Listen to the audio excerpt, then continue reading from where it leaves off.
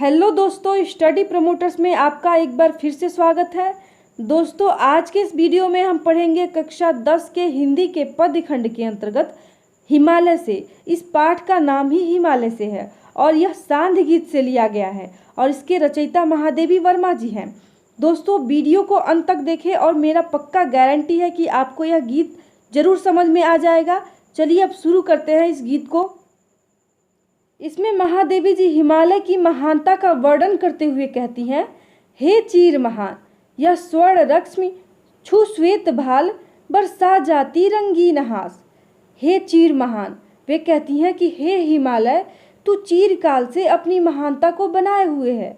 और यह स्वर्ण रश्मि छू श्वेत भाल, स्वर्ण रश्मि अर्थात सुनहली किरण, वे कहती हैं कि तुम्हारी बर्फ से ढके हुए शिखरों पर सूर्य की सुनहली किरणों से जो आकर्षक है, बरसा जाती रंगीन हास, वह आकर्षक बिखर जाती है, अर्थात वह आकर्षक हंसी बिखर जाती है।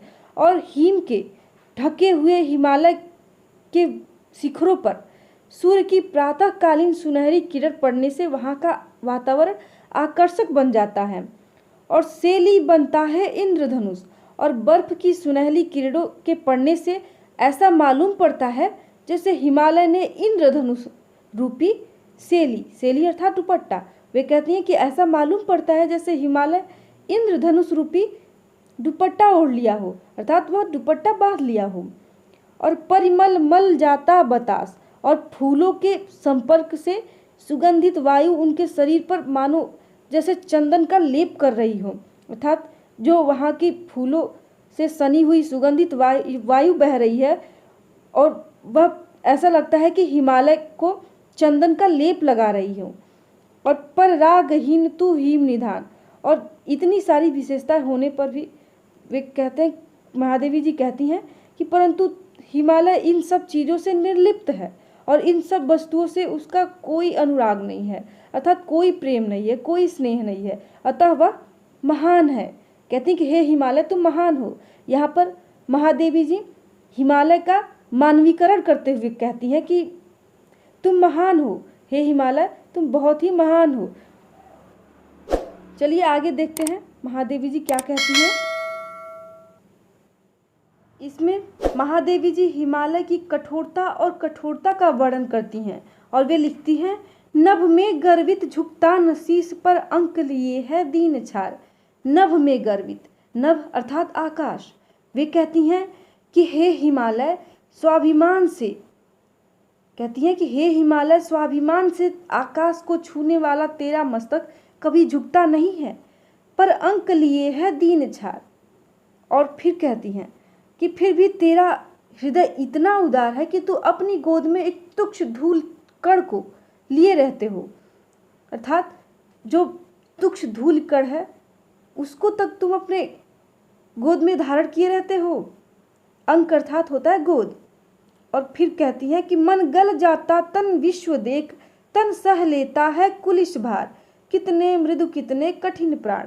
मन गल जाता है विश्व देख, और वे कहती हैं कि जब तुम देखते हो इस संसार को अपने चरणों में झुके हुए, तो तुम्हारा हृदय द्रवित हो जाता है और तुम सरिताओं के रूप में, नदियों के रूप में, झीलों के रूप में बहने लगते हो। और तन सह लेता है कुलिश भार, और फिर कहती हैं कि तुम्हारा तन, हे हिमालय, जो तुम्हारा शरीर है वह वज्र का आघात भी सह लेता है और विचलित नहीं होता है।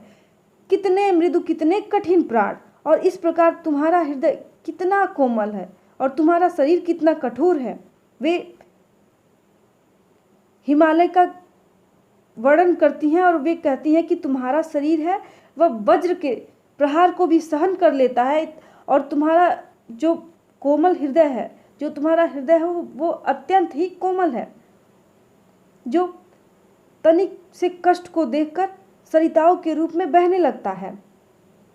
चलिए आगे देखते हैं। टूटी है तेरी कब समाधि झंझा लौटे शत हार हार, बह चला दृगों से किंतु नीर सुनकर जलते कण की पुकार, सुख से विरक्त दुख में समान। टूटी है तेरी कब समाधि, महादेवी जी यहाँ पर हिमालय को एक समाधि में लीन योगी के रूप में देखती हैं और कहती हैं टूटी है तेरी कब समाधि झंझार लौटे सतहार हार। वे कहती हैं कि सैकड़ों आधी तूफान आते हैं और तुमसे टकराकर हार मानकर लौट जाते हैं, फिर भी तुम्हारी समाधि टूटती नहीं है। तुम समाधि में लीन रहते हो और बह चला दिगों से किंतु नीर सुनकर जलते कण की पुकार। और फिर वे कहती हैं कि हे हिमालय, तुम इतनी बड़ी सहन शक्ति और दृढ़ता होने पर भी तुम तुक्ष धूल के कण की करुण पुकार सुनकर हिमालय की आंखों से करुणा की आंसू बहने लगते हैं। अर्थात जब तुम एक तुक्ष धूल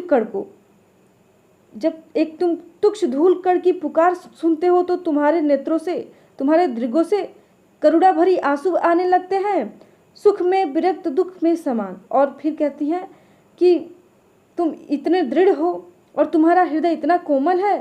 हिमालय की सुख भोग में आसक्ति नहीं है, वह सुख में और दुख में एक समान रहता है। अर्थात हिमालय कठोर है, अर्थात वह बाहरी रूप से कठोर है, उसका शरीर कठोर है, किंतु उसका हृदय अत्यंत ही कोमल है, क्योंकि वह एक धूल कण की पुकार सुनकर ही उसके नेत्रों से करुणा की आंसू बहने लगते हैं।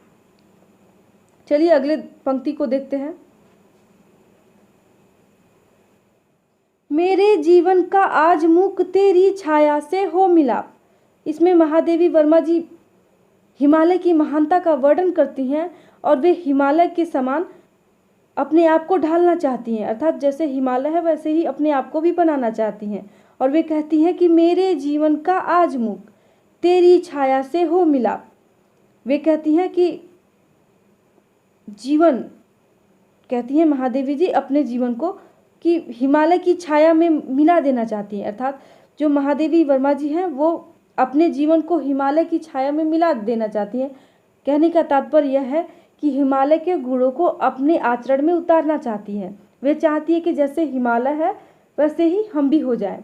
और तन की साधकता छूले मन की करुणा की थाह नाप, उर में पावस दृग में विहान।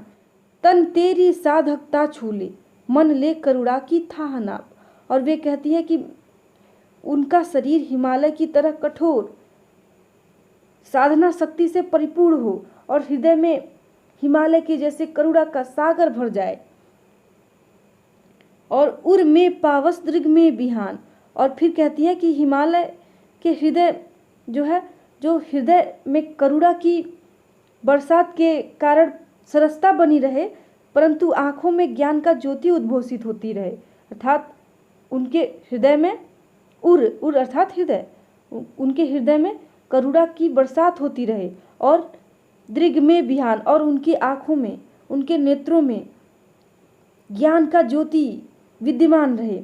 वे सोचती हैं कि जैसे हिमालय है वह वैसा ही बनना चाहती हैं। और वे कहती हैं कि हिमालय जिस प्रकार बाहर से कठोर है और अंदर से उतना ही कोमल है, वैसे ही हम भी बनना चाहते हैं और अपने आप को हिमालय की छाया में मिला देना चाहते हैं। इस प्रकार यह गीत समाप्त होता है। दोस्तों, यदि आपको यह वीडियो अच्छा लगा है तो वीडियो को तुरंत लाइक कर दें और इस चैनल को सब्सक्राइब कर दें और हमें कमेंट करके ज़रूर बताएं कि आपको यह वीडियो कैसा लग रहा है। और जब तक आप हमें कमेंट करके बताएंगे नहीं तब तक हम आगे और अच्छा कैसे कर पाएंगे। तो हमें कमेंट करके आप ज़रूर बताएं कि आपको अच्छे से समझ में आ रहा है या नहीं। चलिए, तब तक के लिए नमस्कार, फिर मिलेंगे।